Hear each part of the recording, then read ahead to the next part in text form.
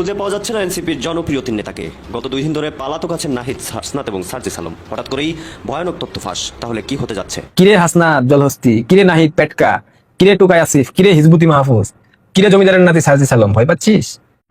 ওয়ালাইকুম সালাম। শুনেন, গণ অধিকারের নূর তার নেতা কর্মী নিয়ে জাতীয় পার্টির অফিসে হামলা করতে পারে।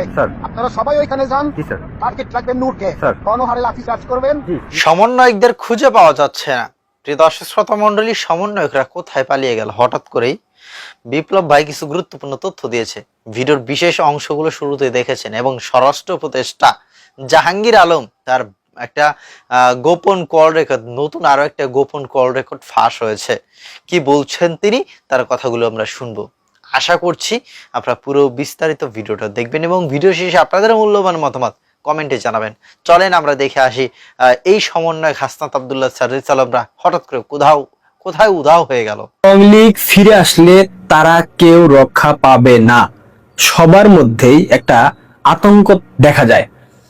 অন্যদিকে আবার আওয়ামী লীগ যাতে কখনোই রাজনীতিতে সক্রিয় হতে না পারে, এই ধরনের হুমকি সংশ্লিষ্ট অনেক বক্তব্য আমরা দেখি তারা দেয়। এদের মধ্যে ম্যাক্সিমাম সমন্বয়ক, এনসিপি নেতা, পরিচিত মুখ, টকশো বুদ্ধিজীবী, উপদেষ্টাদের নামও রয়েছে এখানে। আমার প্রশ্নের জায়গাটা হলো, এদের এত আতঙ্ক কেন, এত ভয় কেন? আওয়ামী লীগ যদি দোষী সাব্যস্ত হয় তাদের বিচার হবে, এই নিয়ে কোনো মতবিরোধ আমার মধ্যে নাই। কিন্তু একটা বৃহত্তর রাজনৈতিক দলকে রাজনীতিতে একেবারে সক্রিয় হতে না দেবার পেছনের কারণটা আসলে কি? গণ অধিকার পরিষদের বিকাশ রাশেদ কয়েকদিন পূর্বে বলেছে, আওয়ামী লীগ ফিরে আসলে তাদের কেউ বাঁচতে পারবে না। আওয়ামী লীগ ফিরে আসলে কেউ বাঁচতে পারবেন না। এবং হাসনাত জলহস্তি রিফাইন্ড আওয়ামী লীগ নিয়ে অনেক বড় একটা স্ট্যাটাস দিয়েছে, ভয় পেয়েছে।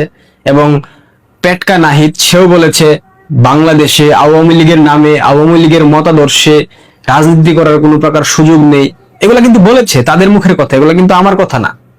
আমার কথা হলো, গণঅভ্যুত্থান কিংবা সরকার পতন সবই হয় সরকারের সীমাহীন দুর্নীতি, জুলুমবাজি, বাক স্বাধীনতা হরণ, একাধিক কারণে, অত্যাচারী শাসক হবার কারণে কিংবা জনগণের সম্মিলিত নেতৃত্বের কারণে কিন্তু কোনো একটা অভ্যুত্থান হয়। সেই ক্ষেত্রে এই তথাকথিত জুলাই অভ্যুত্থান নিঃসন্দেহে সকল মানুষের অর্জন, তাই তো? দায়িত্ব এখানে রাষ্ট্রের প্রত্যেকটা মানুষ। তাহলে বাংলাদেশের তথাকথিত এই অভ্যুত্থান নিয়ে বিপ্লবী মানে জুলাই জঙ্গিদের এত ভয় কেন? সাধারণ মানুষ তো ভয় পাচ্ছে না।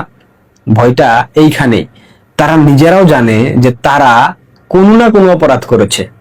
দৃশ্যমান অপরাধ আমাদের চোখের সামনে অনেক কিছুই আছে, বাট তাদের কাছে তো তারা জানে, মন থেকে তারা বুঝে তারা অপরাধ করেছে। তাহলে সেই অপরাধগুলা কি তারা যেগুলা করেছে? দেশ বিরোধী ষড়যন্ত্র, দেশের বিরুদ্ধে লড়াই, নাকি কয়েক হাজার পুলিশ হত্যা? তার মানে তারা এটাও জানে আজ বা কাল হোক আওয়ামী লীগ ফিরবেই। কারণ মানুষ যখন জানতে পারবে সরকার পতনে জড়িতরা ষড়যন্ত্রকারী এবং দেশদ্রোহী, তখন তাদের প্রতি মানুষ মুখ ফিরিয়ে নেবে, থুথু মারবে। অলরেডি তারা থুথু মারতে শুরু করেছে, অর্থাৎ সাধারণ মানুষ এই টুকাইদেরকে থুথু মারতেছে। এবং ইতিমধ্যে আপনারা খেয়াল করেছেন, সমন্বয়ক জঙ্গি হাসিব বক্তব্য দিয়েছে, মেট্রো রেলে আগুন না দিলে, পুলিশ হত্যা না করলে এই বিপ্লব অর্জিত হতো না। 6-7 বছর যাবৎ সরকার পতনের কাজ করছে, এই ধরনের বক্তব্য দিয়েছে স্বয়ং এনসিপির আহ্বায়ক নাহিদ ইসলাম। 9 দফা সাজানো হয়, 9 দফার ভিতরে 1 দফার মেসেজটা ছিল, কিন্তু আমরা প্রথমেই 1 দফার দিকে যাই নাই। কারণ আমরা জানি যে এই 1 দফার বা পুরো সরকার পতনের বিষয়টা জনগণের ভিতর থেকে আসতে হবে। মানুষ যখন চূড়ান্তভাবে সিদ্ধান্ত নিয়ে নেবে, আমরা তখন আনুষ্ঠানিক ঘোষণাটা দিব, এবং এইরকমটাই হয়েছিল। 5 আগস্ট সফল না হলে সশস্ত্র যুদ্ধের প্রস্তুতি ছিল বলে টিভি চ্যানেলে সাক্ষাৎকার দিয়েছে টুকাই আসিফ মাহমুদ সজীব ভুইয়া। আমাদের তো এমনকি সশস্ত্র বা অভ্যুত্থানের প্রস্তুতিও ছিল। 5 তারিখ যদি আমরা সফল না হতাম, হয়তো আমরা অস্ত্র তুলে নেওয়ার ঘোষণা দিতাম। এগুলা কিন্তু সত্য কথা, এগুলা কিন্তু মিডিয়াতে আছে। আন্দোলনে নেতৃত্ব দিয়েছে জঙ্গি সংগঠন, সেটিও স্বীকার করেছে দেশের নিষিদ্ধ সংগঠন জামায়াত। এবং পাকিস্তানের শীর্ষ জঙ্গিদের এইখানে সংশ্লিষ্ট ছিল আন্দোলনে, এইটাও প্রমাণিত হয়ে গেছে। পুলিশ হত্যায় জড়িত থাকার বিষয়ে বক্তব্য দিয়েছে সিরাজগঞ্জের বিএনপির এক নেতা। দেশের বিভিন্ন জায়গায় আগুন, রাষ্ট্রীয় সম্পদ ধ্বংস করা, এই ধরনের বিষয়ে স্বীকারোক্তি দিয়েছে কয়েকজন সমন্বয়ক এবং ছাত্র নেতা। জুলাই সরকার পতনে সেনাবাহিনীর একটা ভূমিকা ছিল, একটা সম্পৃক্ততা ছিল, সেটা খোদ স্বীকার করে নিয়েছে জাতিসংঘের মানবাধিকার বিষয়ক হাই কমিশনার ভলকার তুর্ক। এমন অজস্র স্বীকারোক্তি মিডিয়াতে আছে।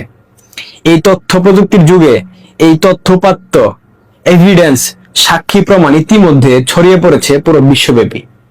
ভয়টা কি তাহলে এখানে ভয়টা?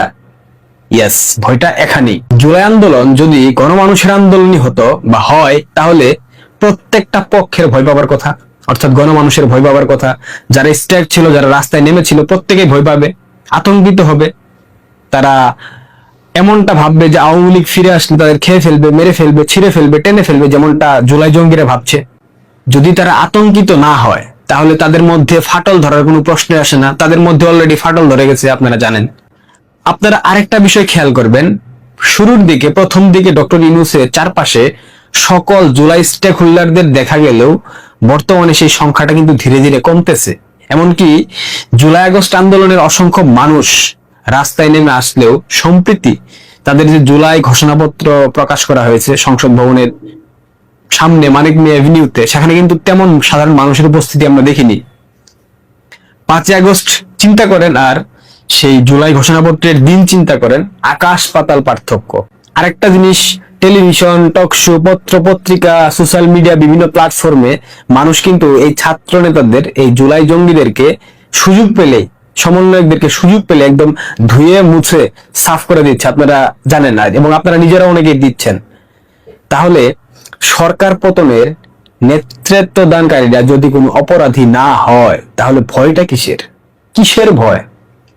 কিসের ভয়? এই প্রশ্নের উত্তরটা জানেন? ভয় কি ভয় আমি আপনাদেরকে এখন বলি। প্রথমত, রাষ্ট্রীয় ভবনগুলোতে, রাষ্ট্রীয় স্থাপনাগুলোতে, উদাহরণস্বরূপ সেতু ভবন, metro rail, data centre, elevated expressway, প্রত্যেকটাতেই অগ্নিকাণ্ড ঘটিয়েছে জুলাই সন্ত্রাসীরা গান পাউডার ব্যবহার করে, জঙ্গি স্টাইলে। দ্বিতীয়ত, বাংলাদেশের 550 থানায় এরা হামলা চালিয়েছে, অস্ত্র লুট করেছে, পুলিশ হত্যা করেছে।